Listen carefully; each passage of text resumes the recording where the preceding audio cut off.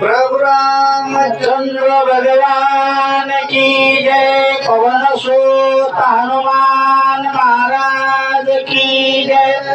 जनार्दन स्वामी एकनाथ महाराज की जय। शिव पार्वती बले हर हर महादेव। अवधूत चिंतन श्री गुरुदेव दत्त।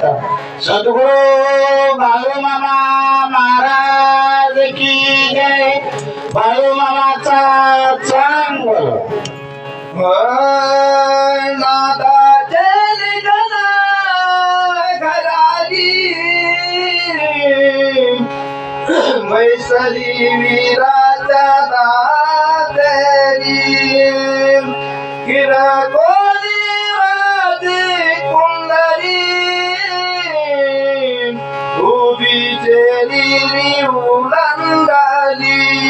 ज्यावेळेस सुद्धा असणारा प्रभू रामचंद्राने ज्यावेळेस असणारा डाव्या हाताने असणारा बाण घेतला, उजव्या हाताने बाण धनुष्य घेतला, डाव्या हाताने धनुष्य घेतला, उजव्या हाताने बाण सोडला आणि बाण कानडी वळल्याबरोबर ते कानडीचा आवाज कडकड कडकड आवाज निघाला।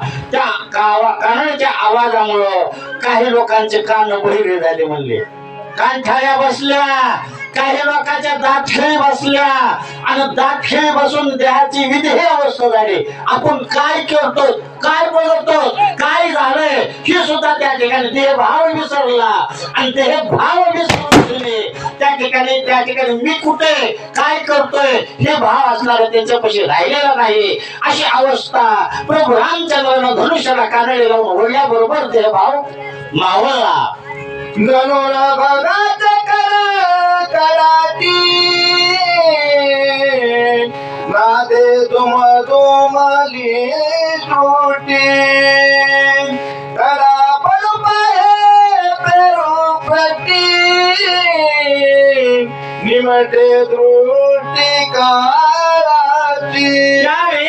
ज्यावेळेस असणाऱ्या दुकानाही ओढली, कडकडाट आवाज झाला। त्या कडकडाट आवाजामुळं स्वतः असणारे मानव देहाचा तर देहभाव विसरला हरकत नाही, कारण मानव असणारा हे असणारा क्षणिक आहे।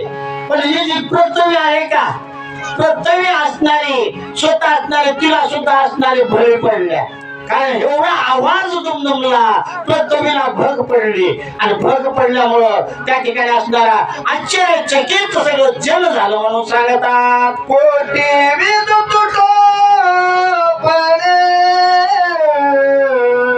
ताप कडारी तेने पारे सुरानर किंदर झाले वायू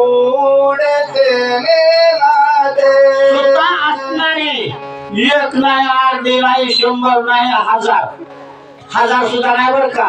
कोट्यावधी एकदम कडकडाव, कोट्यावधी विजांचा कडकडाट एकीकडे आणि त्या धनुष्य बाणाचे असणारे धुळींचा आवाज एकीकडे, एवढा असणारा कडकडाट झालेला आहे। कोट्यावधी विजांचा कडकडाट जसा होतो तसे त्या धनुष्याचा आवाजाचा असणारा कडकडाट झालेला आहे आणि त्या कडकडाटाच्या आवाजामुळं ते स्वतः असणार एवढं त्या ठिकाणी असणार गुहे झालं की कधी पाहितलंही नव्हतं आणि कधी होणार बी नाही अशी कृती त्या ठिकाणी बनलेली आहे। नादा